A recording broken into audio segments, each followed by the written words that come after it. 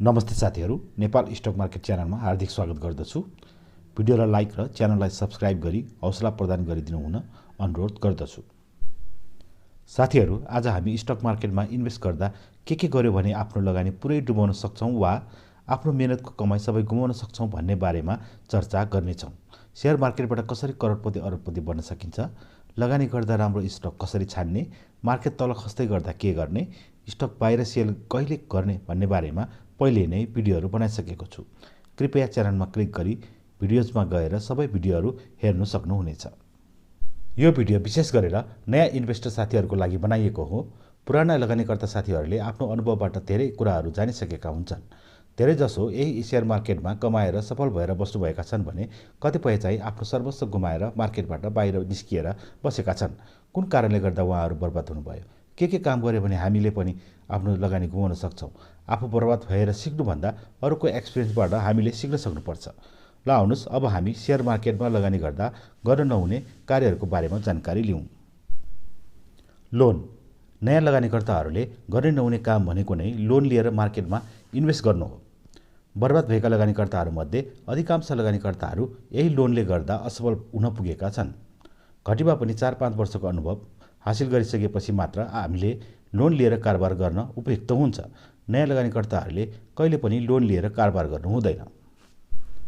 Loan लिँदा हामीले magic of compounding पावरको विपरीत काम गरिरहेका हुन्छौँ, जसले गर्दा कम्पाउन्डिङ पावरको फाइदा लिन सक्दैनौँ। त्यसैले फास्ट मनीको चक्करमा लोन लिएर कहिले पनि मार्केटमा इन्भेस्ट नगर्नुहोस् भन्ने मेरो आग्रह छ तपाईहरूलाई। साथीहरू, हामीले शेयर मार्केटमा लगानी गर्दा प्राय लङ टर्म इन्भेस्टर बन्ने हिसाबले लगानी गरिरहेका हुन्छौँ, तर काम चाहिँ ठिक उल्टो गरिरहेका हुन्छौँ, जसले गर्दा हामीले आफ्नो लगानी पुरै डुबाउन सक्छौँ। जस्तै हामीले कुनै स्क्रिप्टमा लङ टर्मको लागि इन्भेस्ट गर्यौँ, तर स्टकको प्राइस अलिअलि बढ्यो भने सेल गरेर प्रफिट बुक गर्छौँ। अनि केही गरेर स्टकको प्राइस 10-20% घट्यो भने पनि डरले स्टक सेल गर्छौँ। लङ टर्मसम्म होल्ड गर्दैनौँ। लङ टर्म इन्भेस्ट गरिसकेपछि स्टकलाई लामो समयसम्म होल्ड गर्ने, अलिअलि फाइदा र घाटामा स्टक नबेच्ने पेसेन्स राख्ने गर्नुपर्छ। एउटै स्क्रिप्टमा वा थोरै स्क्रिप्टहरूमा मात्र लगानी नगर्ने, विभिन्न सेक्टरका राम्रो स्क्रिप्टहरूमा लगानी गर्ने, स्टकको प्राइस घटेको बेलामा बाई गर्ने, बिओडी एप्लाई गर्ने, स्टक प्राइस मात्र हेरेर लगानी नगर्ने, कम्पनीको फन्डामेन्टल हेरेर भ्यालु इन्भेस्टमेन्ट गर्नुपर्छ। यस्तो नगर्ने जथाभावी बाई सेल गर्ने लगानीकर्ता भविष्यमा बर्बाद हुन सक्छन्। साथीहरू, नयाँ लगानीकर्ताहरूले सकेसम्म ट्रेडिङ गर्नु हुँदैन। नलेज चाहिँ जिरो छ, तर स्टकहरू बाहिर सेल गरिरहन्छ भने उसलाई बर्बाद हुनबाट बचाउन सकिँदैन। सफल ट्रेडर बन्न market trade, mass psychology, selling target, stop loss, technical analysis, fundamental analysis जस्ता सबै कुराको ज्ञान हुन जरुरी हुन्छ। यी सबैको ज्ञान बिना बाई सेल गर्नु आफ्नो लगानी डुबाउनु हो। साथीहरू, नो लर्निङ। शेयर मार्केटमा इन्भेस्ट गर्नुभएको छ, तर कम्पनीहरू सम्बन्धी, मार्केट सम्बन्धी, नीति नियमहरू सम्बन्धी कुनै पनि अध्ययन गर्नुहुन्न भने तपाईँको लगानी डुब्ने चान्स अत्याधिक हुन्छ। अध्ययन गर्ने बानी र सधैँ अपडेट भइयो भने हामी एक सफल लगानीकर्ता बन्न सक्छौँ, अन्यथा बर्बादी निश्चित छ। साथीहरू, शेयर मार्केटमा जसले पनि कमाएका छन् लर्निङ गरेर नै कमाएका छन्। साथीहरू, भने गरिन्छ no learning no earning. Tips and recommendations. हामीले अर्को गर्न नहुने काम भनेको अरूको टिप्सको भरमा बाहिर सेल गर्ने, कहिले ब्रोकरले दिएको टिप्स, कहिले कम्पनीभित्रबाट आएको टिप्स, अनि कहिले चाहिँ साथीभाइहरूले दिने टिप्स। सबै टिप्सहरूले लगानीकर्ता साथीहरूलाई बर्बादीतिर लाने गर्छ, किनभने बढी जस्तो सुनियोजित ढङ्गले फैलाइएको हुन्छ। यस्तो टिप्स र हल्ला हामी जस्तो रिटेल इन्भेस्टरकोमा लास्टमा आइपुग्छ र यसको भरमा बाहिर सेल गर्दा आफ्नो लगानी डुबिन्छ नि साथीहरू। अनि अरूको रेकमेन्डेसनमा पनि हामीले बाहिर सेल गर्नु हुँदैन।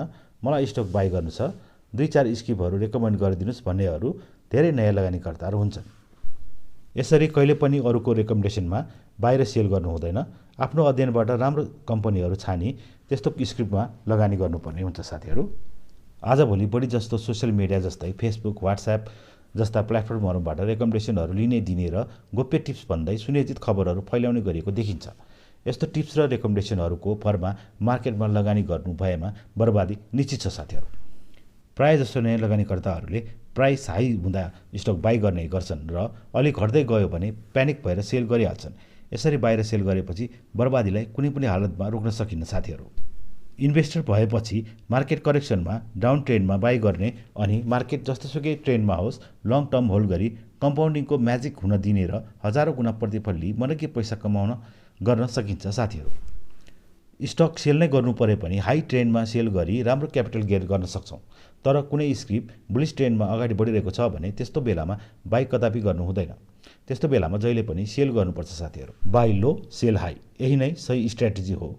बढी उत्साहित भएर लोभी भई हाई प्राइसमा स्टक बाई नगर्ने र डरले निरुत्साहित भई डाउन ट्रेन्डमा लो प्राइसमा स्टक सेल नगर्ने हो भने तपाईले पक्का पनि स्टक मार्केटबाट मनग्गे कमाउन सक्नुहुन्छ साथीहरू।